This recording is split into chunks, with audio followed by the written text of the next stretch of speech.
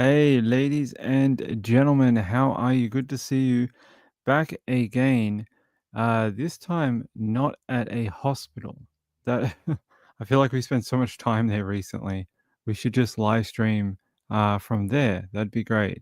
We can talk true crime and take you down to the psych ward and interview people. That'd be great fun.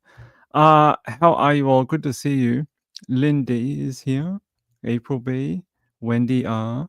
Diane's here. Hey, Diane. Kathy Lynch, Snapcrackle, Mamma Mia, Mr. Andrews here. It is good to see you all on this Sunday night. Natasha made it too. By the way, I have a couple of people to thank. Dr. Michelle sent in a very nice message, if I can grab it. If I can grab it. All right, hold on.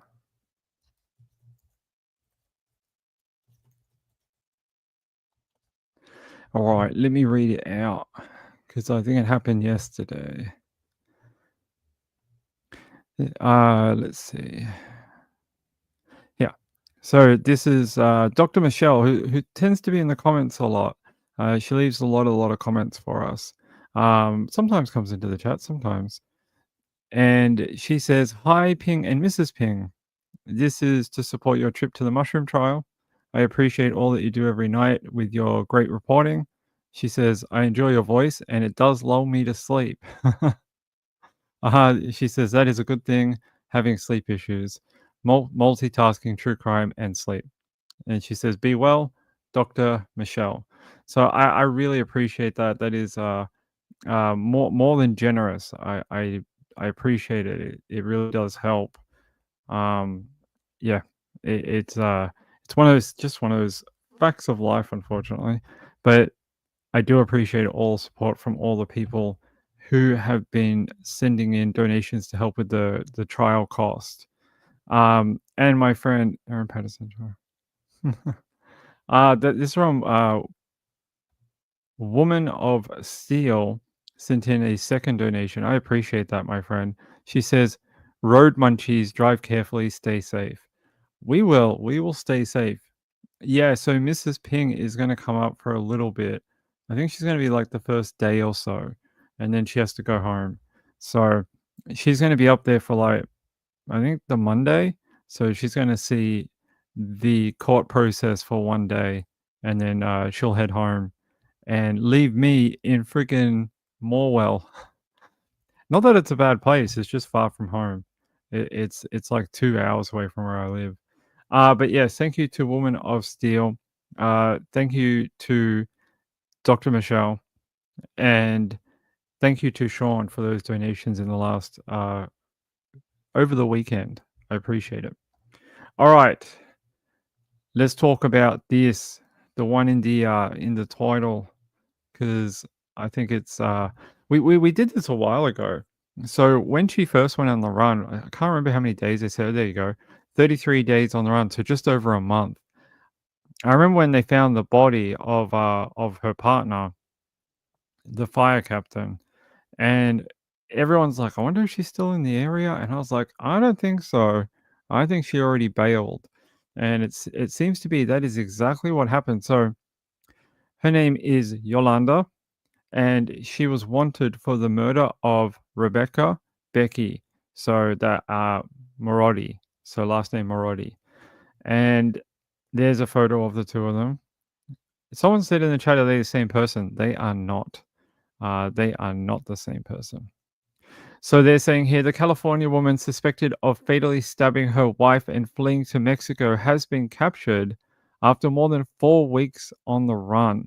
They say 33 days after she crossed into Mexico on February 17, the day her Cal Fire Captain wife Rebecca was found dead in her California home, Yolanda was located and taken into custody, according to the San Diego Sheriff's Office, SDSO. They say Mexican authorities alerted the U.S. that Yolanda had been found on Saturday, March 22nd. The sheriff's office said she was arrested near a motel on Fresnillo Avenue, Mexicali. Yeah, so that's where they found her, near a hotel. Here's a photo. You guys want to see a photo of her? I don't know why they black out the eyes. Like, somehow we don't know who they are, even though they've been on like 50 wanted posters. It's a bit of a weird habit they have. It's a bit of a strange thing they do. But there's her after being captured. That's what we like to see. They say Rebecca's mother found Rebecca at her home in Ramona, California on February 17th with multiple stab wounds to the neck, chest, and abdomen. And they're saying here officials did attempt life-saving measures to try save Rebecca's life, but ultimately she succumbed to those injuries. They were just too severe, which I think if you were stabbed in the neck, chest, and abdomen, they're probably pretty severe. You would be very lucky to survive that type of attack. I think so anyway. They say here days later they named her wife as a suspect. According to police, Yolanda was captured on surveillance camera, allegedly arguing with and physically assaulting Rebecca, then fleeing the residence before her wife's mother found her with those injuries. They say home security footage shows Yolanda allegedly chasing Rebecca across the patio while holding a knife around 8 p.m. local time the night of the murder. And yeah, there's a video. I think if we can grab it in a second, I'll show it to you. You hear Rebecca say, Yolanda, please, I don't want to die. And there's some of the last words she ever spoke. So let me see if I can grab that. Is it on this page? Let's have a look. No. Hold on, guys. I will grab it. Here we go.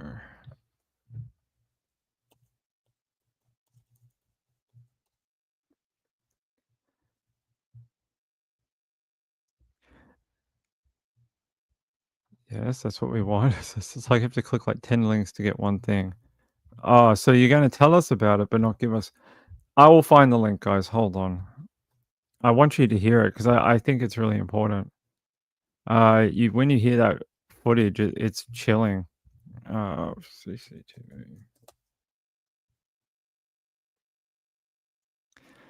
Is it that one? I will find it for you, but I'm going to take you to CBS LA.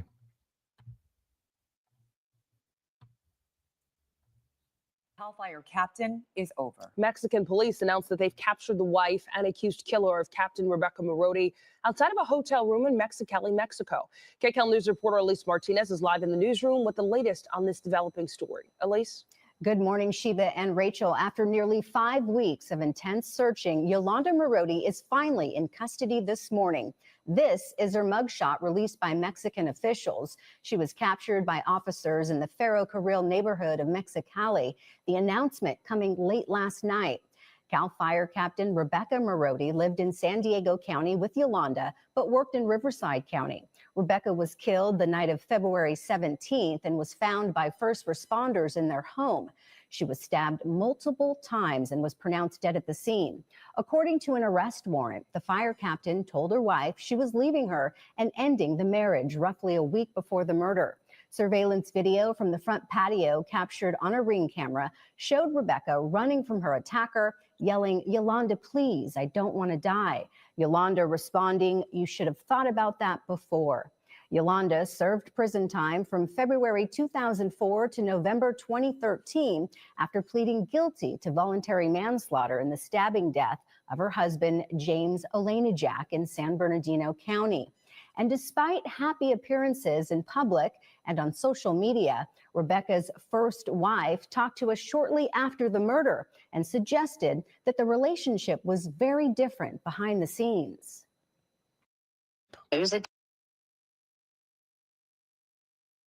I think that just goes to show it doesn't matter what job you're in, it doesn't matter what you do for a living. You could be a Cal Fire captain, or you could work as a primary school teacher.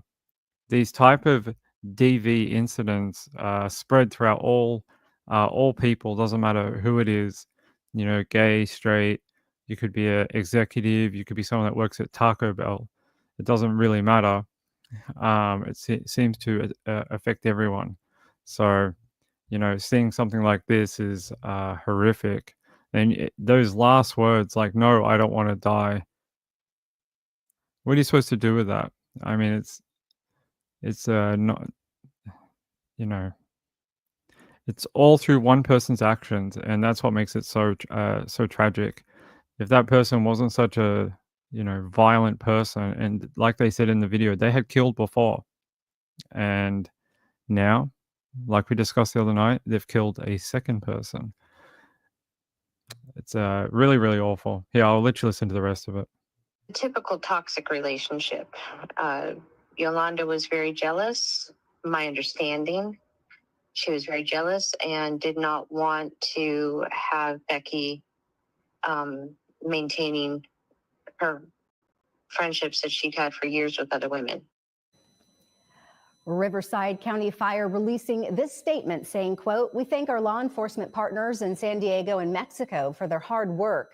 Becky was a beloved member of our community and department, and we will miss her greatly." The San Diego Sheriff's Department has now confirmed that Yolanda has been released to U.S. Marshals and taken into custody at a U.S. port of entry, where she will now face murder charges. Rebecca Marodi had been fighting Southern California wildfires just weeks before her death. You think about going from those fires, those crazy fires we had at the start of the year in LA, and then you end up murdered. I mean, someone who tried to protect her city, tried to protect others' lives during a time of crisis, ended up being the victim of a crime herself. So, Marjorie said, "Hello, everyone. Jumping on a bit late. Hope all is well. Jealousy and violence only result in tragedy." I agree.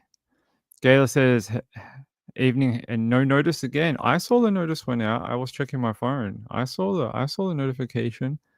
They must only give out like 10 a day. They're like, "Oh, we're rationing them.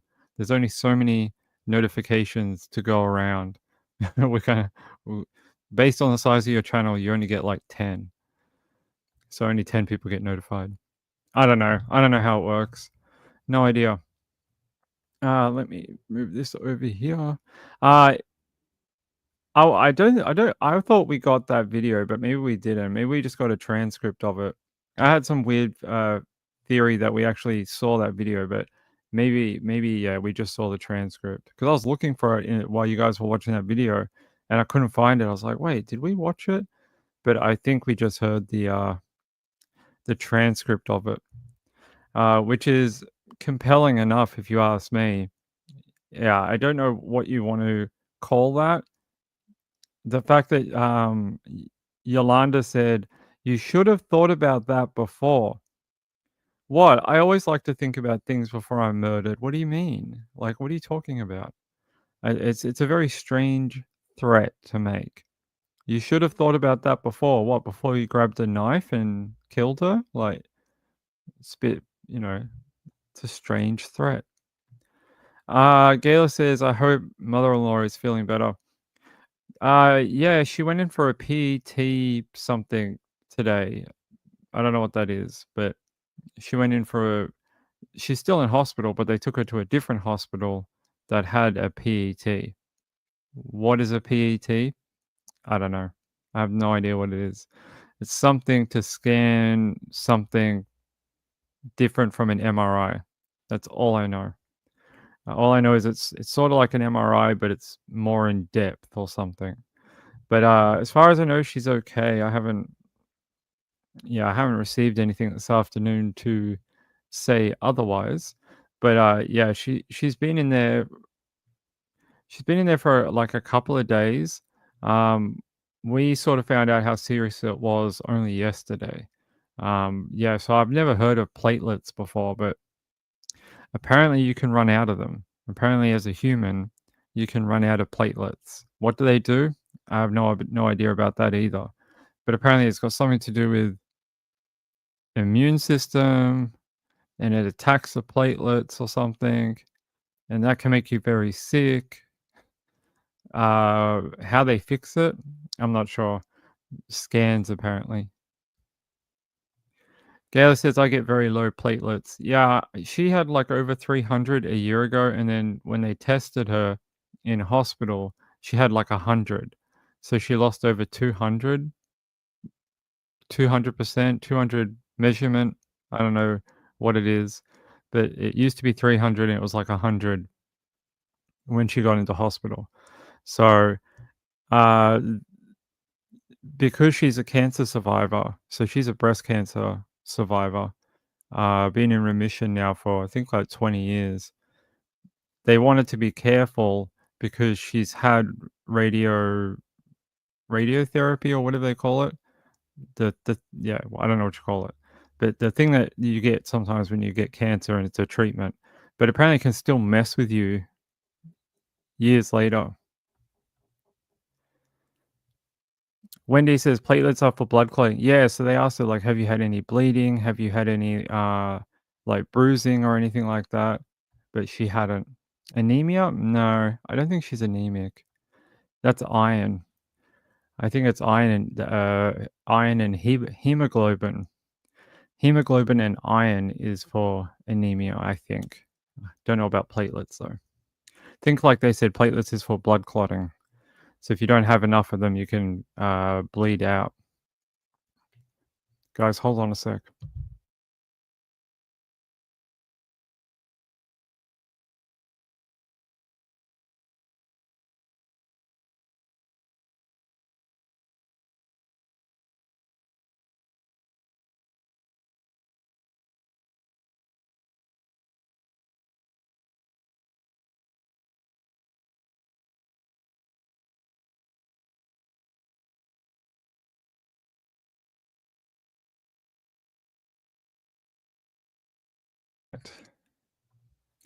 Gail says, it's all in conjunction with my B12 and an anemia.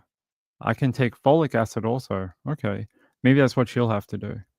I know they got her on steroids or something like that. Okay, so there we go. Captured. Will be handed over to U.S. Authorities now, and she'll go through the court process. Should have a first appearance in probably a couple of days. So once she's formally charged with that murder and any other things for being on the run or perverting the course of justice, that type of thing, she'll do an appearance in court. So we'll bring you that when I have it. Yeah, 11 of you. How dare you? How dare you? Let me just check if she does have a registered court appearance. I will have a look. I don't think so, though. Yeah, I don't see a court appearance right now. Or if there is, Ping doesn't have it. Let's check down the end here. Next tonight, a California woman accused. Turn that off. Let's have a look. Anything down the bottom? No, so probably just not yet. That's a nice photo of Rebecca. There you go. That's a good photo. Radiation treatment. Yeah, that's what it was. So they wanted to make sure it had nothing to do with like the cancer and things like that. Okay. All right. There's your update on that one. When she appears in court, I will bring that to you as well.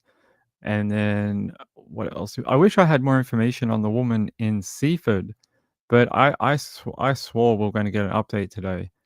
And judging from my research, we did not. There was no update today about that woman found on the beach. Nothing. So maybe this afternoon, it's only 3 o'clock. Maybe sometime between now and 5 o'clock they would. Wendy R says, obvious Yolanda's previous incarceration did not improve her violent tendencies. Apparently not. Apparently just subdued them for like 20 years. And then they came back. All right. Let me go over here. We're going to stay on Fox News, apparently. California woman strangled to death while on overnight prison visit with quadruple murder convict husband. Yes, she was strangled to death on like a conjugal visit. I've never heard of anything like this before in my life. They say a 62-year-old grandmother was killed while having an overnight conjugal visit with her convicted murderer husband at a California prison, according to reports. David Brinson, 54, was found guilty of killing 4 men in 1993 and was sentenced to life in prison without parole. In November, Brinson had an unsupervised visit with his wife Stephanie at a Mule Creek State Prison in Northern California. Brinson claimed to prison officials she had passed out, but the Amador County coroner said this week her death was a homicide and determined that she had been strangled to death. No one has been charged in the killing as of yet. They say Fox News Digital has reached out to the county sheriff and the California Department of Corrections and Rehabilitations. Her family, her son says, "How could they let this happen? I just don't get it. My mom was just left alone, and she called for help, I'm sure, and there's nothing that she could have done." They said, given the history that this guy has, we kind of wanted to know how it is even possible for them to have had an unsupervised visit. Interesting. I didn't even know they could do that. I know you could have like a conjugal visit where you basically get to, I don't know, you know what you do on a conjugal visit. But I never heard of a sleepover, like you could stay together for the night. I can't say I've ever heard that before in my life. Here, I'm going to take you to a very short story about it. A notorious LA killer serving life in prison without the possibility of parole reportedly strangled his wife to death during a conjugal visit. 54-year-old David Brinson was convicted in the 1990 execution-style murders of 4 men in the Mid-Wilshire district. Authorities say last November, while at Mule Creek State Prison in Northern California, he told officers his 62-year-old wife Stephanie had passed out during a conjugal visit. She was declared dead at the scene. 4 months later, a coroner confirmed that she was strangled to death. The Amador County District Attorney is awaiting the prison's full report before filing charges against Brinson. Brinson has since been transferred to a state prison in Stockton.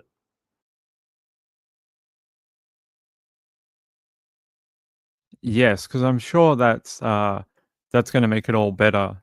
Transferring him out to Stockton in a state prison, I don't think that's going to do anything.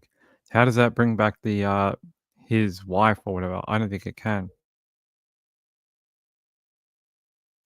Pretty brutal. I can't say I've ever heard of that type of thing happening, but there's always a first time for everything, including murder, apparently. Yeah, Brian Brinson. Here's that photo. I'll put it up on your screen. He was already in prison for killing a bunch of people. What does it say here? Yeah, he found guilty of killing 4 men in 1993. 4 men. And now he can add a woman to his, list of people he has killed.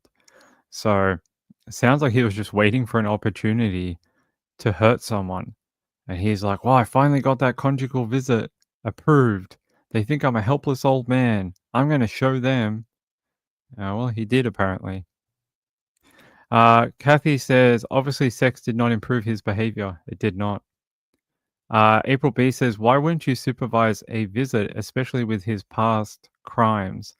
Yeah, I find the conjugal system very interesting that apparently, I don't know, is it some sort of right to privacy? I figure if you're in jail, you sort of lose your right to any privacy. That's why they have a toilet right in front of the door of the cell.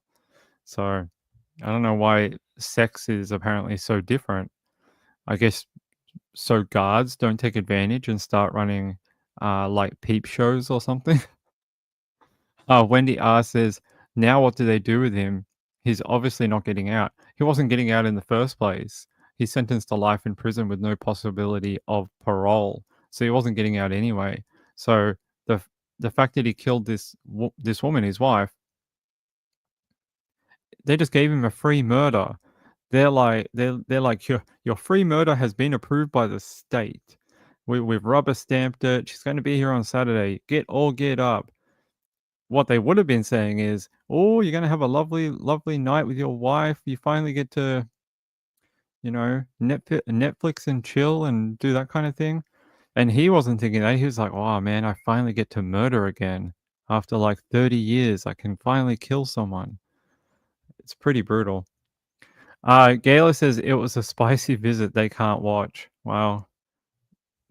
Says to me it's probably some sort of crime about voyeurism or something.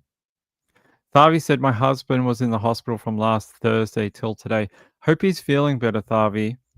I hope he's gonna be okay. Wendy asks, how long did he have her as a wife? I don't know, because they don't have the same last name. If we go back here, his last name's Brinson. Stephanie Dowles. So her last name is Dowles. She was 62. So she's older than he is. He's 54. So about 8 years older. So she's a little older than him. I don't have a lot of background here.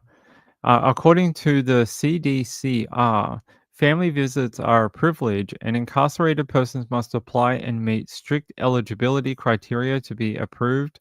Only those who demonstrate sustained good behavior and meet specific program requirements are considered. These visits are designed to support positive family connections and successful rehabilitation. That's a really long way of saying we give some prisoners time to smash their wife. Like it's a very long-winded way of saying that.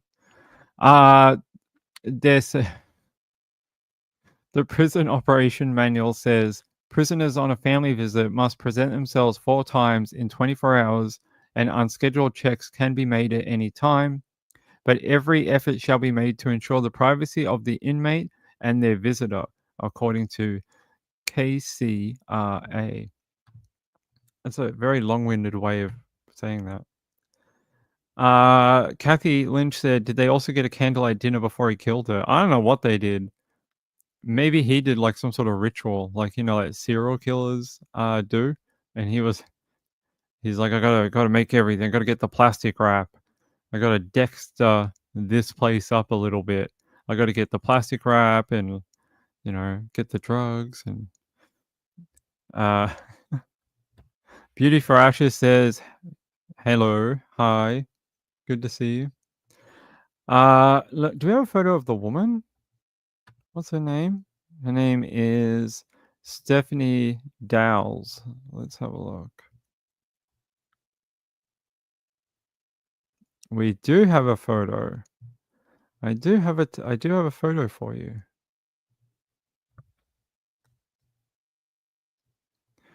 There you go.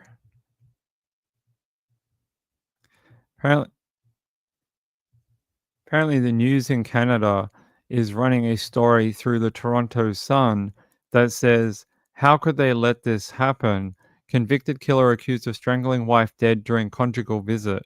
There's a photo of her, by the way. I agree. If I was the family, I would be demanding answers as well. They say a devastated family is demanding answers after a California small business owner was allegedly strangled to death by her mass murderer husband during a conjugal visit. Stephanie was at the prison on November 13, 2024. Wait, November 13? How come we're only just finding out about this today? It's freaking March. Like, this should have been breaking news at the time. How come we're finding out like after Christmas, after New Year's? It's almost Easter, and we're just finding out about this death. Very, very strange. Like, oh, we'll just tell the public near Easter. They're much more forgiving when that happens. Marjorie, thank you. I appreciate it. Thank you very much for the very generous super chat for the mushroom fund. Thank you. I will put it towards that. It's very kind of you. By the way, conjugal visits with not a good idea. Do you think that I put this to you. He killed 4 men. He didn't kill 4 women. It's not like he was some sort of mass murderer of women. And you go, wow, he has a history. He seems to have some sort of hatred towards women. And, maybe it's not a great idea to let him be alone, even if it is his wife. Do you know what I mean? He killed 4 guys, not 4 women. So I sort of, if it was the opposite, I would understand being like, oh, I don't know if we should let him have any alone time with any unsupervised females because he might kill them. But he never hurt any women before, so it's a hard one to be able to like foresee because it doesn't fit his offending. Gayla says, "Oh, I was gonna say I changed cards. Can you give me the link to become a member, please? I'm on my phone." Yes, but some people have to use the other one. Hold on. It's up here.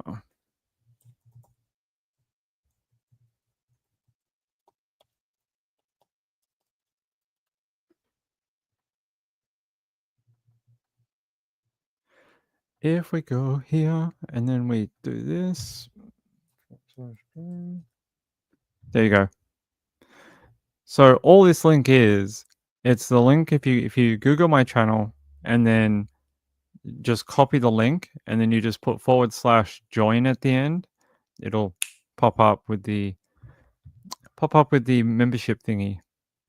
So there you go.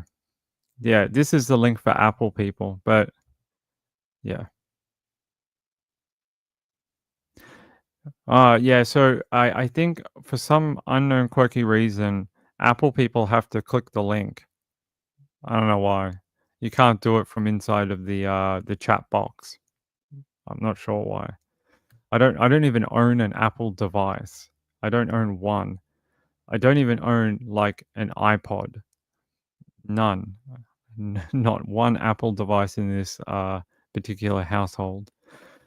Beauty Frasher says, I don't understand how they let this happen. Weren't there cameras? Well, like they said, they try to give them privacy during these family visits, which are really conjugal visits.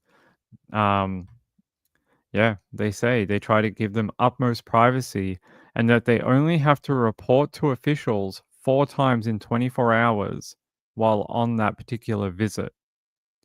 And they say they can do unannounced checks and things like that, but they often don't because they try to give them as much privacy as they can.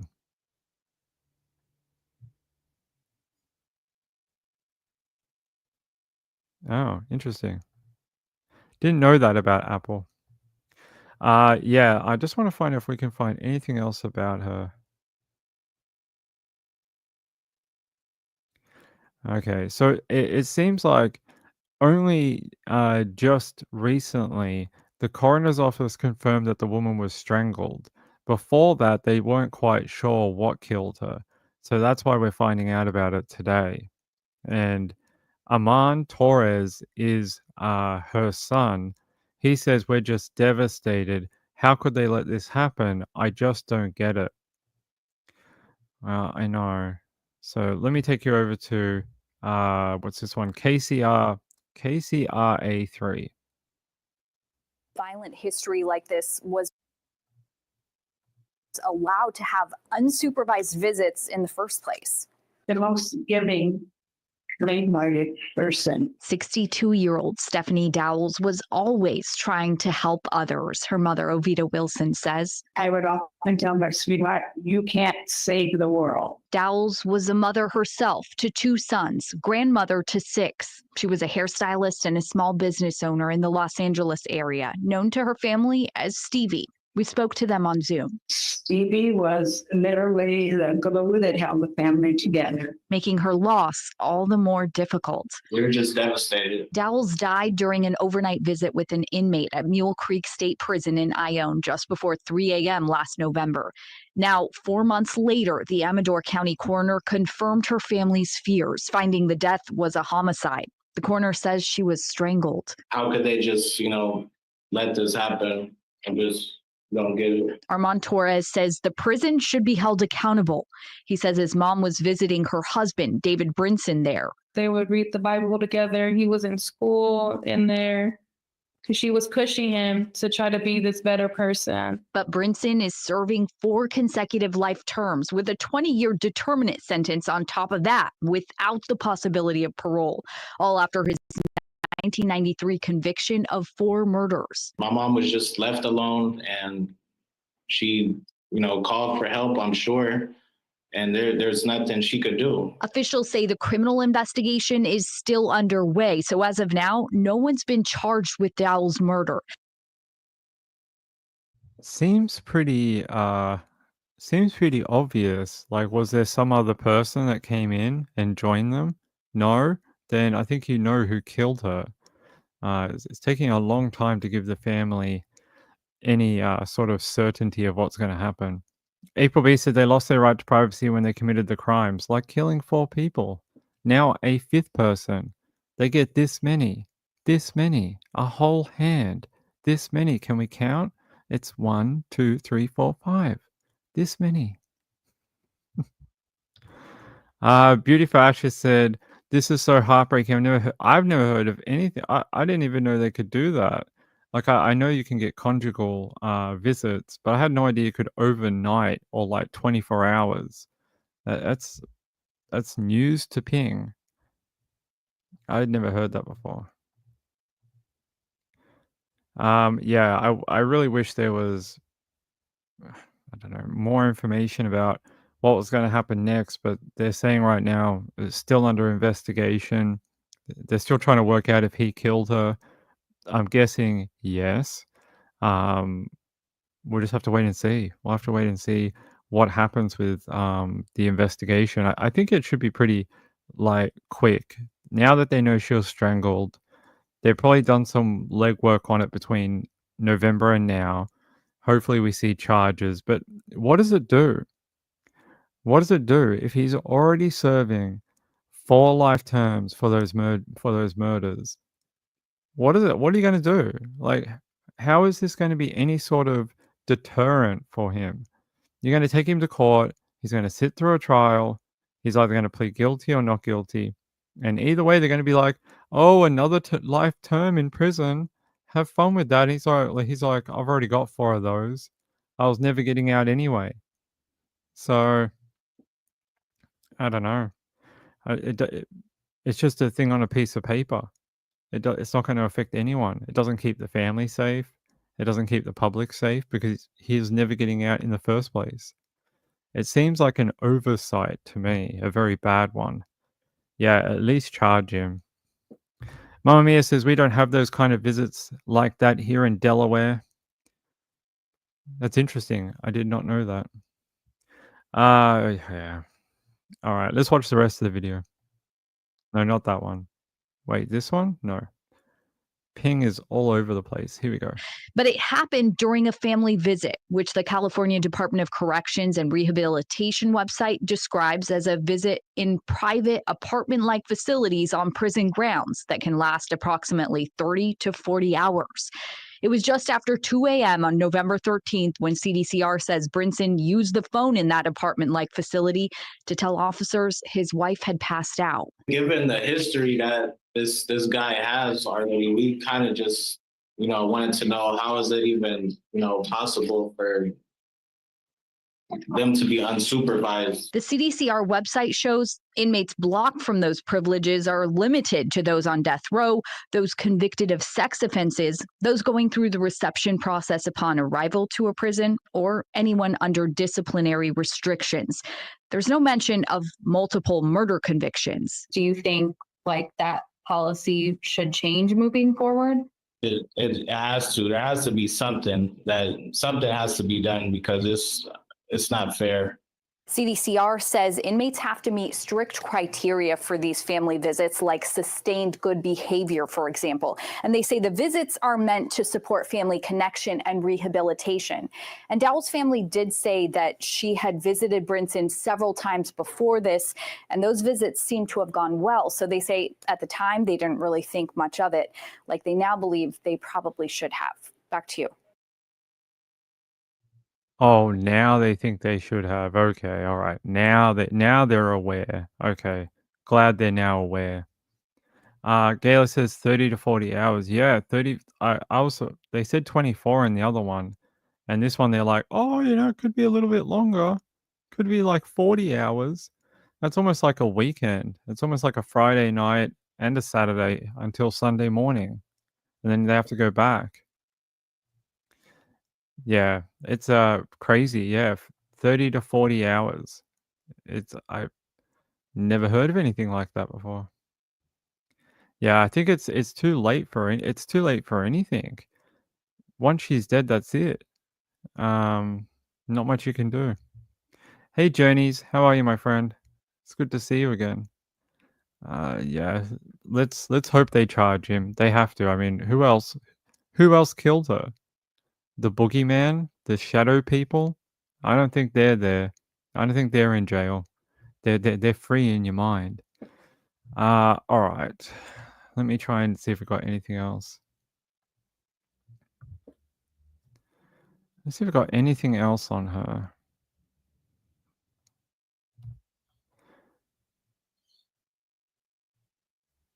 When was the first report of this? That's what I'm going to look up.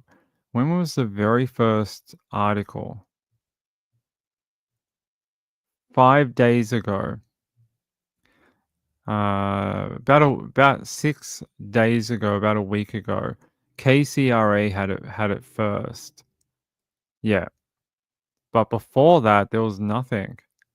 So for like, what is it? For almost 5 months, they just kept it secret that an inmate had killed his wife on a conjugal visit. Now I know they say, "Oh, we didn't know what killed her." Come on, man. They do strangulation autopsies all the time, and doctors can pick it up like that. Don't need to wait 4 months to find out that she was strangled. We've done that before where it's been like, oh, they found a body on Thursday, and by Sunday we have a press conference. And they're like, oh, we believe she was strangled, manual asphyxiation. It's like done. It shouldn't have taken 4 months. It's a long time.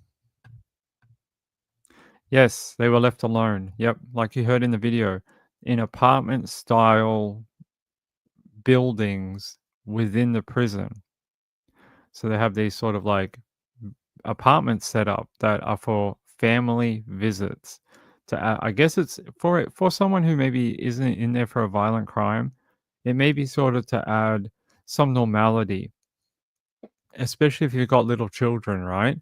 So you can still bring them and say, "Oh, look, it's Daddy's apartment, and we're going to stay with Dad this weekend." I get it for that. Especially prisoners who have young children. It's probably very important. But a dude serving 4 life terms,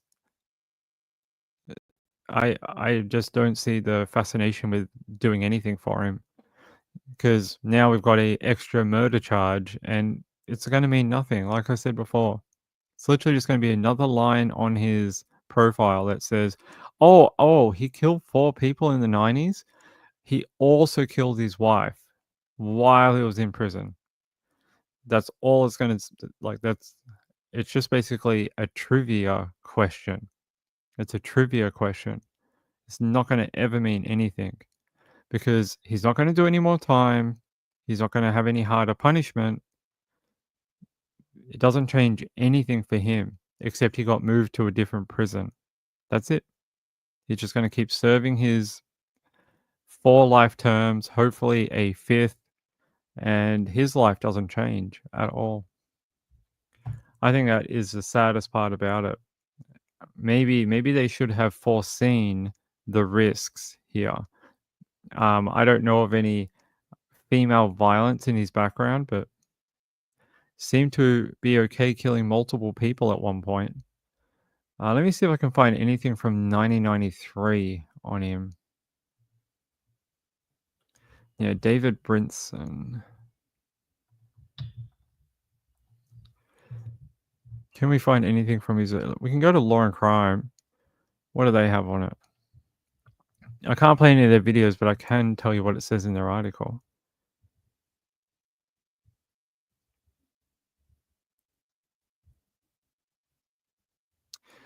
Anything interesting that I can add to you? No. So it does say here the Amador County District Attorney told the Times that charges have yet to be filed because his office is still waiting on a fully completed autopsy report to make its official charging decision. Despite Dowell's death being ruled a homicide, that's expected to be filed in the coming days. So in the next few days, we'll probably get a murder charge for him. Yeah.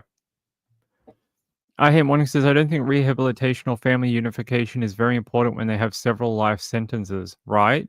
Like, when are you ever going home? You ain't going home, ever. So why are they like, let's play happy families. Come here and play happy families. Because daddy's coming home one day. Well, no, he's not. This guy's never getting out. He ain't never gonna see the light of day. So why do any of this? And you look at the risk reward of it. The risk is he kills his wife, right? But if you look at the reward, like on the opposite side for him, where does it change for anything for him? Nothing. So that actually makes the risk profile increase because he has nothing to lose. He has nothing to lose, nothing at all. What are they going to do? Give him the death penalty in California? No, like they could, but I mean, it'll never happen. So the things to become like a dissuadement for him to hurt anyone, there's none. There is nothing. So I think it's very sloppy by the prison. These risks should have been foreseen, even though he didn't have a profile of attacking women as such. He did have a profile for just killing people for, no reason. Marjorie said she probably asked for a divorce. I think I would at 63 or whatever. And this guy's been in prison for like 30 years. I'd be like, mother effer, I've been with you since I was 28. I want to go live my life and meet a guy who isn't going to die behind these walls. I want that divorce.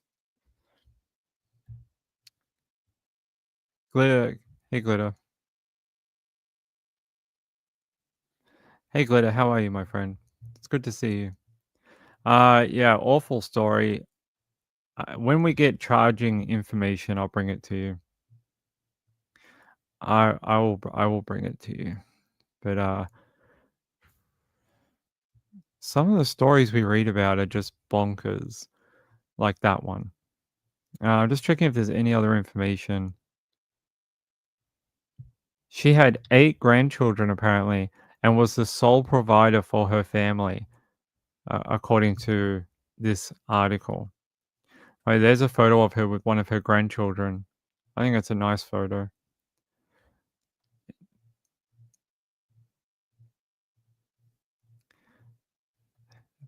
Here's another photo of her in a nice dress. There you go. Still looking good at 63. That's pretty good. Yeah. So I was going to tell you about. Yeah, no other information, but charges should be forthcoming apparently, according to that report I just read. Oh, they set up a GoFundMe. Let me see if we can go there. Celebrate Stevie. So they called her Stevie. That was her nickname. They say aid her family. It's already raised $16,000. Well done to the community. That's very nice.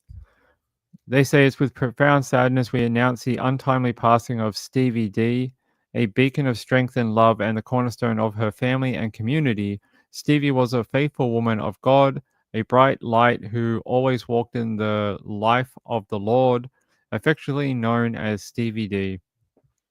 She dedicated her life to uplifting others through her unwavering faith, boundless optimism, and deep connection she fostered. Sounds like she was a nice lady. They say Stevie was a passionate hairstylist and small business owner, esteemed educator, and master Brazilian blowout specialist. There you go. She was a master at it. A Brazilian blowout specialist. I have no idea what that is, but she was a master of it. She continuously advanced her skills and generously shared her knowledge with others, mentoring numerous colleagues and guiding them towards brighter futures. Her salon was more than just a place for beauty services. It was a space where community members felt heard and supported. Stevie was a trusted friend and to all her clients. So I'm glad that the community is supporting the family. You know, the American beauty salon thing, it's very interesting.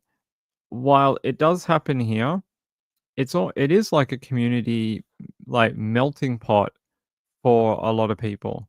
It's like a town square for women. It's great. I love the American way of doing it with the barbers and the hairstylists for women, and it's crazy. Like we sort of have it here, but it's not as pronounced. Eh, You know, a lot of people go to random places every time. Wendy asks, it's been 3 months since he took her life. If she supports the family, what have they done all this time? I have no idea. Maybe she had assets or the business helped them. Like she owned a company. So maybe they were able to pull money out of the company to get by. Beauty for Ashes says, beautiful lady she was. Prayers for her loving family. Yeah, she looked great. C Taylor says, great hairstylist. Yeah, what is that? Ping wants to know now. What is a Brazilian? I know what a Brazilian is, but not in this context.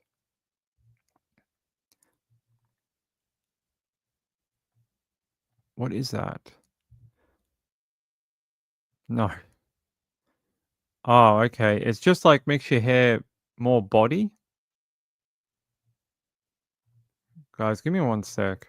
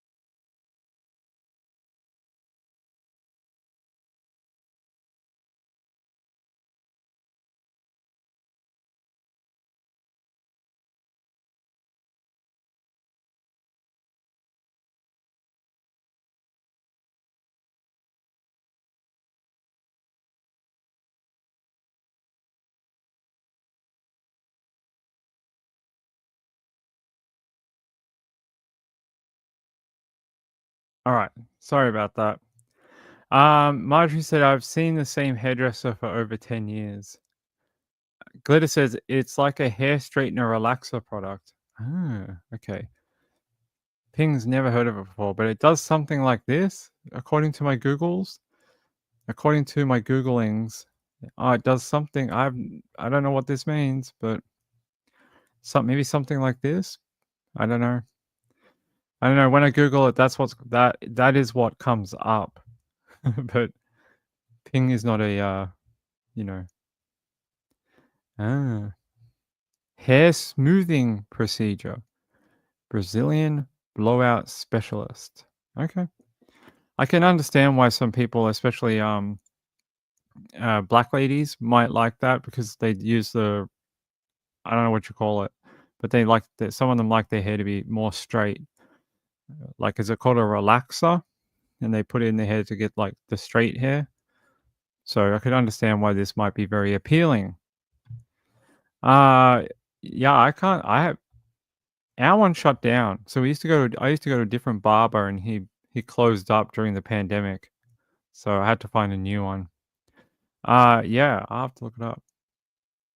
It looks fluffy and soft, very pretty. Okay.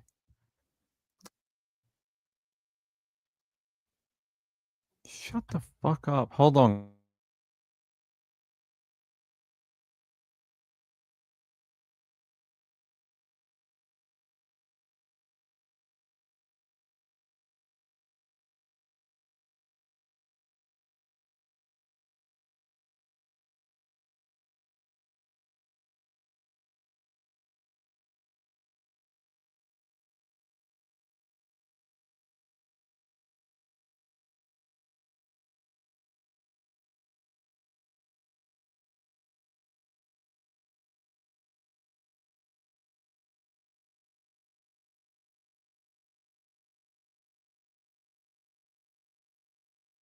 Sorry about that. Someone was ringing my intercom, and I'm like, shut up, stupid people.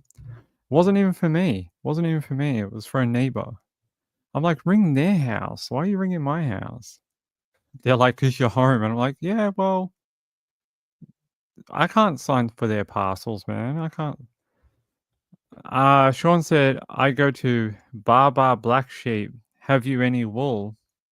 Yes, I'm guessing that is a very popular place for sheep. I'm guessing they all go there. All right. All right. All right. Let's see if I've got anything else for you on this Sunday night. I thought I had one more. Hold on. Let me check me links. Oh, I'm going to take this one. This one's not from me. This one is from I Hate Mornings. I Hate Mornings. I'll do this one with you. Blind man called 911 to report that 3 men had been killed and were beyond help. Now he's been charged with murder. Okay, his name is Kevin Mossa or Mussa and was discovered at the crime scene with bloody clothing holding a handgun. Okay. I mean, often when you're at a crime scene holding a handgun with bloody clothes, it doesn't look good for you. There's a mugshot of him that looks like it was taken in about 1987, but sure. They say a North Carolina man who says he is blind has been charged with murder after he called 911 to report 3 deaths. They say the Bladen County Sheriff's Office said in a Facebook post on Tuesday that a call came in about a shooting at a Clarkton home a day prior. Upon arrival, deputies said they discovered Kevin Mussa at the front door with bloody clothing holding a handgun. It's never a good look if you call the police and that's what they get. Let me take you to a video of it so that I want to hear this too. For continuing coverage this afternoon on a triple murder in Bladen County. We've learned the 911 calls made moments after the incident that was made by the suspect. Kevin Musser is accused of stabbing and killing 3 men at a home in Clarkton on Monday night. Greg Dennis, Randy Benton, and Philip Palmer died from their injuries. During the 911 call released today, Musser claims someone shot him in the hand. As the dispatcher walks Musser through how to tend to his injury, he says 3 other people were also shot inside the home. Okay, is he breathing? No, he's dead. Everyone's dead. Is he beyond help? Beyond help. Now, the Bladen County Sheriff's Office told us that each victim died from stab wounds. Authorities say they found Musser in bloody clothes and also holding a gun at the front door of the home on East Roberts Street. Musser actually made his first appearance in court today for 3 first-degree murder charges. He was given no bond and appointed an attorney. He's expected to appear in court again on April 3rd. Welcome back to Local.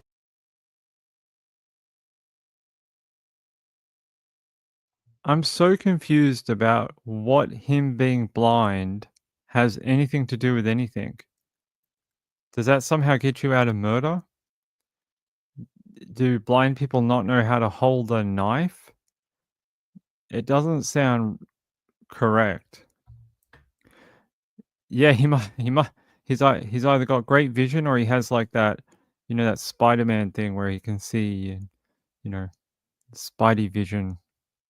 He can see his victims from afar, even with poor eyesight. You can't chase people.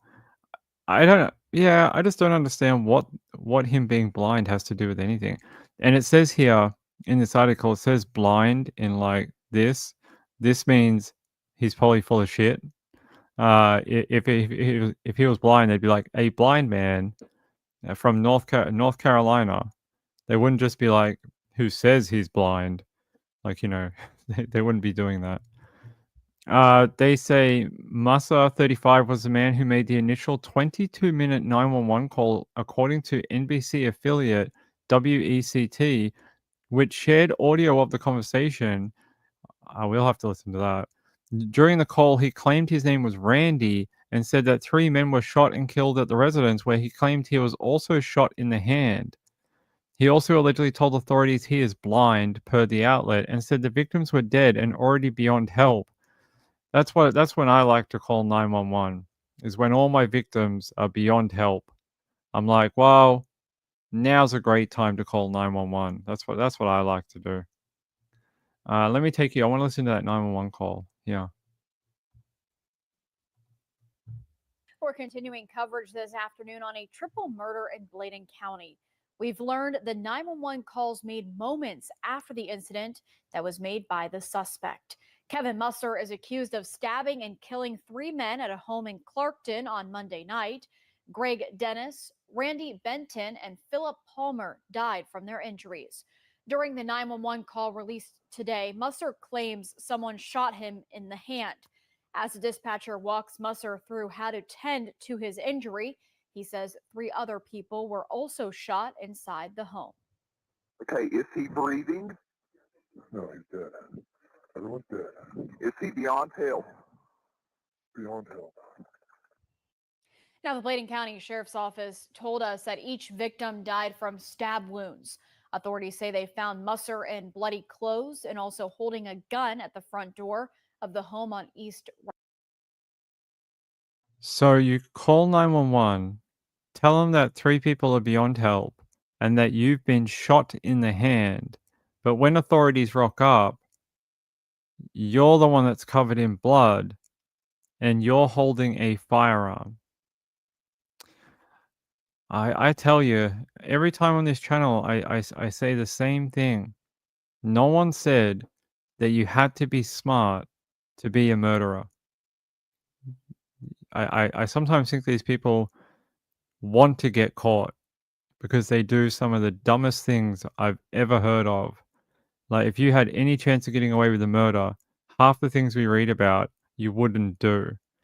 It's just like the strangest things. Retired Aaron said, I saw a strange case in Utah today. Oh, yeah, I saw that. A nurse convinced her friend that she had cancer and killed her with insulin in order to get her 1.5 million insurance payout. Yeah, I saw that one actually. We can look at that in a minute. And Gail said if he checked them, he would have got blood on himself while holding a firearm. So, who exactly stabbed them? I didn't hear anything about a person who ran away from the scene, did you? I didn't hear him say, there was a guy here. He killed them all. And then he shot me in the hand. And I took the gun off him and I found a phone. And then I knew they were beyond help, so I called 911. Yeah. And that's how I got blood on myself, and that's why I have a firearm. I didn't hear anything like that. I heard someone rambling into a phone call to 911 talking about how these people were beyond help and to send authorities. I didn't hear anything about a third party here. He's the third party. No one else. Yeah, very strange case. Here, I'll play the rest of it. Roberts Street. Musser actually made his first appearance in court today for 3 first-degree murder charges. He was given no bond and appointed an attorney. He's expected to appear in court again on April 3rd. Welcome back to Local News Live. We are taking a look at what is trending. Ryan, go ahead and kick it off for us. Here's a good story, Rashida. Experts say calling 911 while being the murderer is a very dumb thing to do. just run. Don't be calling no 911. Yeah, so he'll be in court in April, so a couple of weeks, and we'll learn more. According to Law and Crime, he's also accused of stealing one of the victims, like one of the people he allegedly stabbed. He stole their wallet. So he's not only a murderer, he's a thief. That is, something to add to his Christmas card at Christmas. Hey, Mom, I'm not just a murderer. I'm also a thief of dead people. People I've killed. Let's see. What else does it say? It says, here. It says he was later interviewed by the Office of Criminal Investigation Division. He has since been charged with 3 counts of first-degree murder, robbery with a dangerous weapon, and possession of methamphetamine. according to a Wednesday, March 19 update from BCSO. As of March 19, he's been held at the Bladen County Detention Center with no bond, and he's due in court in April. They said, asked if he knew the victim and if the suspect and the victims knew each other, the sheriff said it's still under investigation.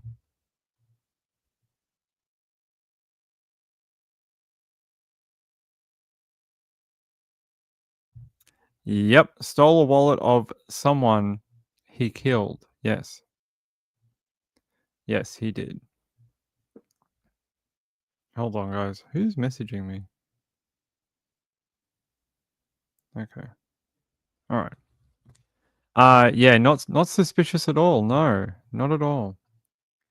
Yeah, I know. If he checked them, yeah, I don't think that's what happened though. Sounds like he was just trying to make up a story, but the story didn't make any sense. It was just like, wait, you did what now with the what? And the cops are like, I don't think that makes any sense. You can come with us. We're going to interview you again with the Criminal Investigation Division. He's also despicable. Yeah, add that to your Christmas card. Yeah, let me see if I can find anything else about Kevin Muzzer.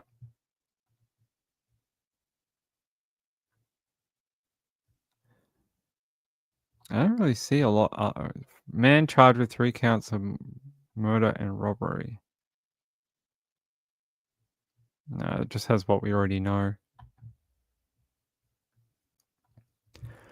They say... So it sounds like he did it just to probably take the people's drugs, take their wallet, and because he's a jerk. He apparently reported himself as suffering from life-threatening injuries. The sheriff's office said, and he was airlifted to a hospital. Oh, what was the life-threatening injury he had? Didn't they say he was shot in the hand? Guess that can be life-threatening. They say although Muzzle was initially treated as a person of interest, he was charged with murder the following day. The sheriff's office said that a call came into the emergency services, and that's the call you heard before, when he called himself Randy. They say in addition to the triple murder charges, he is alleged to have possessed methamphetamine, stolen the wallet of one of the victims, and that he is going to be in custody until at least April 3rd. So April 3rd is the next time he will appear in court. Yes. He took the wallet from someone he killed. Yes. Yeah, he is despicable. I still don't understand his, I don't know if it's the methamphetamine or whatever, but his thinking is just so all over the place. And I think anyone that was thinking rationally wouldn't have done half of the things that he did, including calling 911. Like, if you already know they're beyond help, why would you call 911? Why would you even tell police you were there? That's the whole point of committing a murder. You don't ring up the police and tell them what happened. You're not like, yeah, so I was here. I was definitely here when they died. Yeah, look, I'm covered in blood and I have a handgun and I might even have a knife somewhere. But it wasn't me. It was some other person came in, kind of killed everyone and left me standing to send a message to you. They wanted me to relay a message. That's why they left me alive. No, you just get out of there. You try start covering your tracks. You don't be like, I'm going to call the police. See, you don't have to be smart to commit murder. You don't have to be smart to commit any crimes, apparently. All right. All right.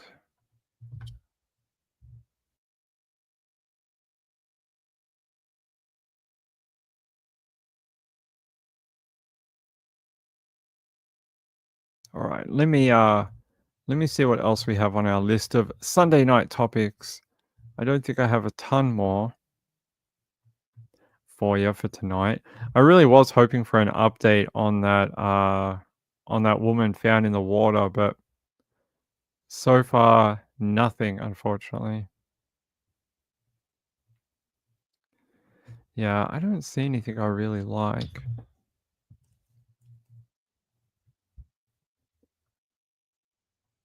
Oh, okay, we could do this one. All right. Hold on, guys. I'm just loading up this next story. Let's go to WTOL in Ohio, Toledo, Ohio. To a crime alert. 6 different people from Toledo were arrested for allegedly kidnapping and beating a victim over 8 days. Toledo police say the victim was kidnapped on March 14th, and the 6 suspects were arrested earlier today. They are 49-year-old Aaron Bradshaw, 23-year-old Austin Bradshaw, 28-year-old Michelle Escueda, 28-year-old Martina Jones, 26-year-old David Cessna, and 27-year-old Chance Johnston. Now, several of the suspects are related to each other as either husband and wife or father and son. They're all due in court Monday morning. Is Matthew Nyes really worth $9? Did they just say they're all related to each other? I don't know about that, but they definitely look like some sort of Hills Have Eyes type people, where their sister could also be their mother. It just, they got some freaky looking people here. They definitely look like turnips and carrots going on. They say 6 people in Lucas County were arrested early Saturday morning on kidnapping and assault charges, according to Toledo police. Aaron Bradshaw, 49, Austin Bradshaw, 23, Michael Escueda, 28, Martina Jones, 28, David Cessna, 26, and Chance Johnston, 27, were charged for allegedly assaulting and holding someone against their will for several days. County officials told WTOL on Sunday that the victim was assaulted at Red Roof on South Reynolds Road. The county officials said the victim was a young adult male and that Toledo police are investigating a different location in Toledo as well. The victim was beaten with a baseball bat, made to stand for extended periods of time, was only allowed to eat and drink once a day, and only slept for 10 hours during a 7-day stretch. Sounds like child CA. They say the Malmi police are also involved in the investigation. According to the documents, TPD said the victim had injuries all over his body. It's unclear what led up to the alleged kidnapping or possible motive, although police are still investigating. The defendants were arrested and booked into the Lucas County Jail on March 22nd. They are scheduled to face a judge tomorrow morning. So Monday morning. They all look like they're high on... You know what? You ever see like those AI like thumbnails? But they're not quite right. Like there's just something a little off about them. That's exactly what this like grouping of people is. It's like the AI version of people. It's like they sort of look like people, but there's something not quite right. It's like the uncanny valley effect. You're like, they sort of look human. Are they human? Should we treat them as friendly? I don't know. You can hear the banjo. Ding ding ding ding ding. Yep, can definitely hear the can hear the moonshine. No, we're not going to be mean to our redneck friends. They're nice people, except for these ones. Yeah, like I just don't understand where that guy in the middle is looking. Like what?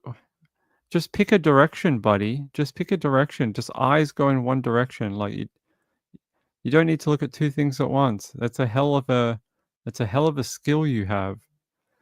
Yeah, they all look a little.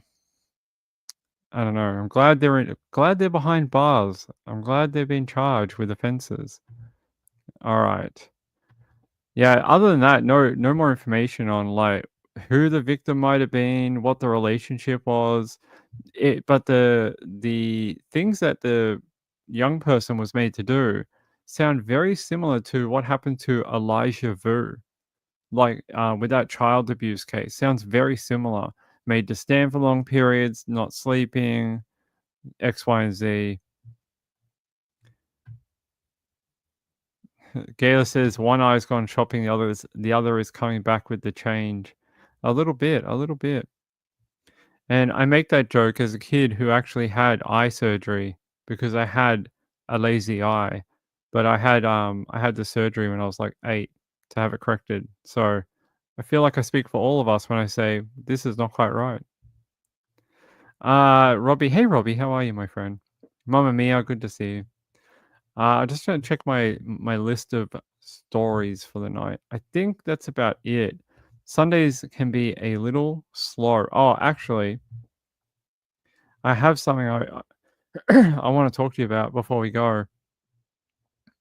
Maddie McCann, the guy they think, uh, the guy that they think may have killed Madeleine McCann, he may get out of jail. I don't know if you guys have been hearing this, but apparently his legal team has put forward for early release. Basically, they're seeing if they can get him out of jail. And according to German authorities, they may have no choice but to either let him go or charge him over Madeleine's death. And if they can't charge him over Madeleine's murder and abduction, then he's going to be set free. So this is the news out of the Madeleine McCann investigation right now. Hold on, let me find it.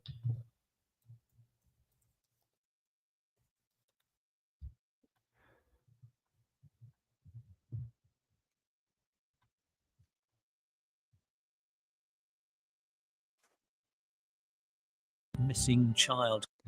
Yeah. Madeleine McCann update as cops rush to charge prime suspect Christian Bruckner before he's freed in days. They say investigators panicked by the surprise acquittal of Bruckner over the rape R-word charges last year, and they are readying for D-Day on Maddie's case.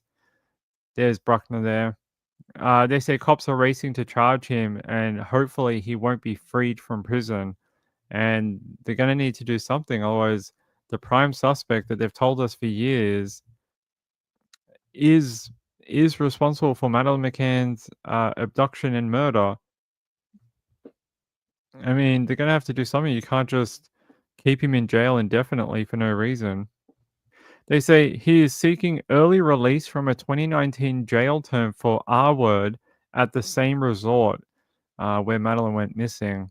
They say investigators panicked by the surprise acquittal of Bruckner over the R-word charges late last year, and they are readying to do something about it, hopefully with Madeleine's case.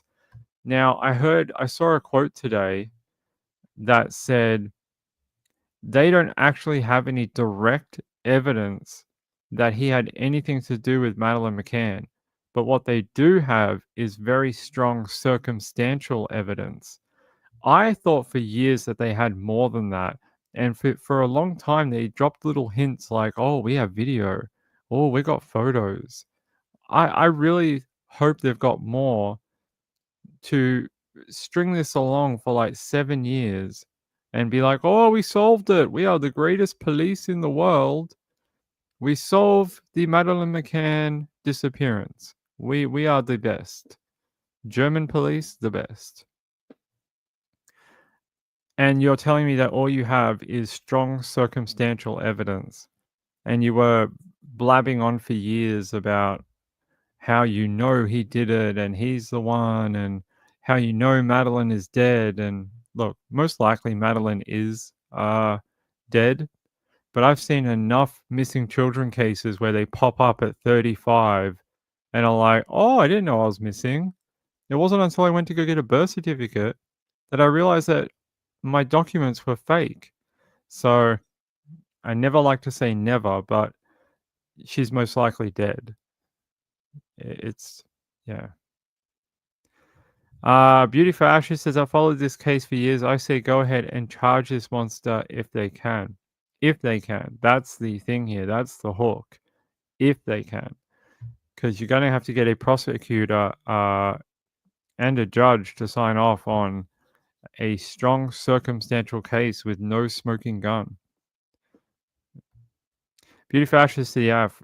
So that's the update. We may see some movement if his court appeals keep going the way they think it might go, and he does get permission to go free. We may see some movement on Madeleine McCann's investigation, maybe charges over it, That would be very interesting. So 2 weeks. We'll see what happens in the next couple of weeks, whether they do let Christian Bruckner free or they find a way to keep him in jail. Who knows?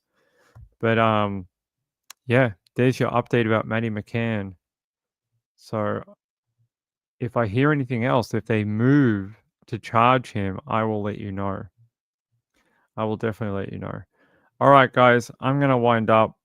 Sunday nights are always a little quiet, and have a great Monday out there. Come back tomorrow night because Monday in the USA is like, have 500 updates for every case you've ever wondered about all in one day. That's sort of how Mondays work in the USA. Rachel said, I'm just not sure we've seen enough to believe he did anything. Right. They can't find her body. They can't narrow that down. They don't even know if she is in La Perouse anymore. They don't know if she's out of the state. They don't know if she's in Germany. They don't know if she crossed the border. It's very frustrating, especially because they were like, roostering for many years that they had solved the Madeleine McCann thing and just give them a bit more time. They'll definitely get it done. And now he could go free. Yes, good night, everyone. Hey, have a great night out there. I love you all very much. Come back tomorrow for a very start of the week, a start of a new crime week in America for Monday night. I love you all. Have a great night out there. By the way, thank you to those people. Let me go here and here. Yes, thank you to my friend Dr. Michelle. Thank you, Woman of Steel, and Sean for your donation today. And here. Thank you, Marjorie, for the $20 super chat. I appreciate that. And Kathy Lynch for gifting a membership. For some reason, that didn't pop up earlier. I'm sorry about that, but thank you for the membership. And to whoever got it, enjoy your free membership from Kathy Lynch. Hey, I love you all. The time is going quick in regards to Aaron Patterson. Won't be too much longer now, and we'll be at the courthouse. We'll be in the trial. So that time is slowly melting away. I'll see you tomorrow night. Bye. Bye-bye. Have a great night. Have a great Monday. I will. Love you guys too. Bye. You still didn't get to redo it? Use the link. Or go to my main page and just type join, like /join at the end, and it should pop up. Just come back tomorrow night. I'll give some away. RX girl, come back tomorrow night. I'll give memberships away, and hopefully you'll get one. Okay. Turn on your gifting, and then hopefully you'll get one for free. Wait, no. It says you're a member. It says you're a member right now. See, when I click Beauty for Ashes, I'm not singling Beauty for Ashes out, but Beauty for Ashes doesn't have that little thing on it. Your one does. This little symbol. That means you're a member. So apparently you're still a member. All right. I love you all. Good night. Have a great Monday. Be safe out there. Don't commit murders unless you're going to be smart about it, all right? If you're going to be smart about it, then go ahead. Have fun. If you're going to be dumb about it, and you're going to end up on my show where I have to tell everyone how dumb you were, well, don't do it. Otherwise, you'll end up on the show. All right. Love you all. Thavi's husband, get better soon, okay? She needs you to be healthy. All right. Love you all. Bye. Bye-bye.